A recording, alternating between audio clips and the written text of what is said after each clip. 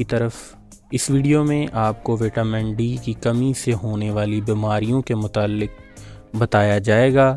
Vitamin D کی کمی کے شکار لوگوں کو اکثر دھوپ میں زیادہ وقت گزارنے کا مشورہ دیا جاتا ہے، لیکن یہ بتانا ممکن نہیں ہو پاتا کہ آپ کو کتنا وقت دھوپ میں گزارنا چاہیے، کیونکہ دھوپ کی ضروری مقدار کا انحصار دوسری چیزوں پر بھی ہوتا ہے۔ ان میں آپ کی جلد کی رنگت، آپ کی جلد کا کتنا حصہ دھوپ میں ہے، سال کے کس وقت اور دن کے کس پہر آپ دھوپ سینک رہے ہیں، وغیرہ وغیرہ شامل ہیں۔ زیادہ تر تجویز کیا جاتا ہے کہ صبح 11 بجے سے سپہر 3 بجے کے درمیان کا وقت دھوپ سینکنے یعنی سن باتھ کے لیے بہترین ہے۔ دوسرے عناصر جو وٹامن ڈی کی کمی کی وجہ بنتے ہیں، ان میں سبزیوں تک کا محدود خوراک بھی شامل ہے۔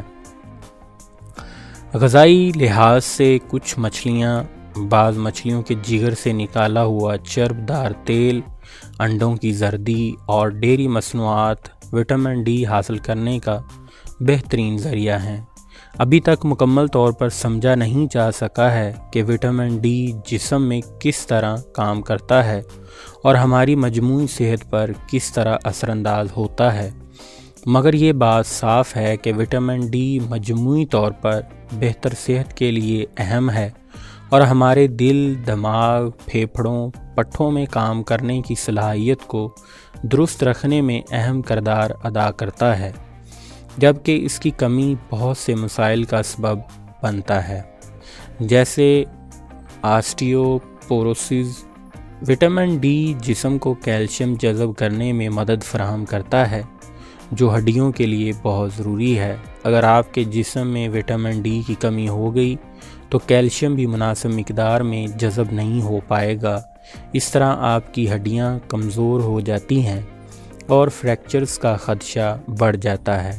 تحقیقات بتاتی ہیں کہ جن خواتین میں بہتر سطح پر وٹامن ڈی موجود ہوتا ہے، انہیں آرتھرائٹس مرض کا خدشہ کم ہوتا ہے، اور جن لوگوں میں وٹامن ڈی کی کمی ہوتی ہے، انہیں آرتھرائٹس کی تکلیف اور شدید علامات سے گزرنا پڑتا ہے۔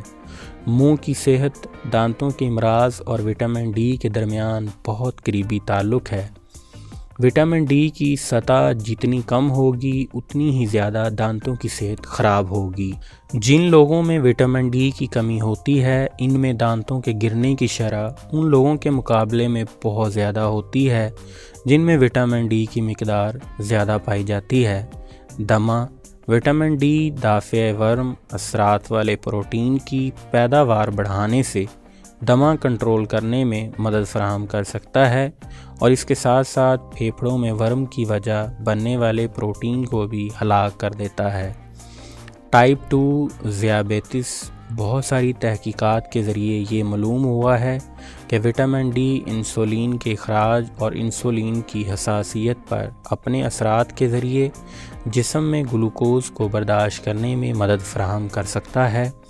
دیگر امراض۔ وٹامن ڈی کی کمی کئی دوسرے امراض کا باعث بن سکتی ہے، جن میں ہائی بلڈ پریشر اور دل کی بیماریاں، ڈپریشن، الرجیز، انفلوئنزا یعنی وبائی زکام اور کچھ اقسام کے کینسر بھی شامل ہیں۔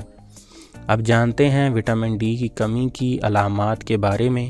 علامات۔ وٹامن ڈی کی کمی کی مخصوص واضح علامات نہیں ہیں۔ کچھ لوگوں میں وٹامن ڈی کی کمی ہوتی ہے، مگر ان میں کوئی بھی علامت دیکھنے کو نہیں ملتی، لہذا اس بارے میں اپنے معالج سے رجوع کرنا بہتر ہوگا۔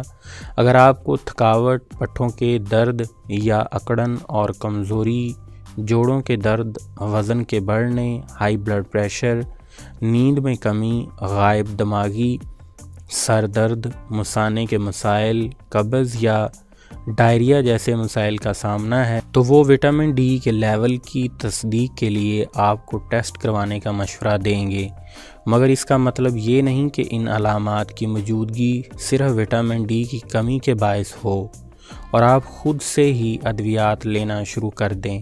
ایسا ہرگز نہ کریں، کیونکہ معالج کے مشورہ کے بغیر یہ اقدام درست نہیں۔ یاد رکھیے، اگر آپ دھوپ یا غذا کے ذریعے وٹامن ڈی مناسب مقدار میں حاصل نہ کر سکتے ہوں تو سپلیمنٹس کی صورت میں کافی زیادہ مقدار میں بھی وٹامن ڈی حاصل کیا جا سکتا ہے، لیکن انہیں معالج کی تجویز کردہ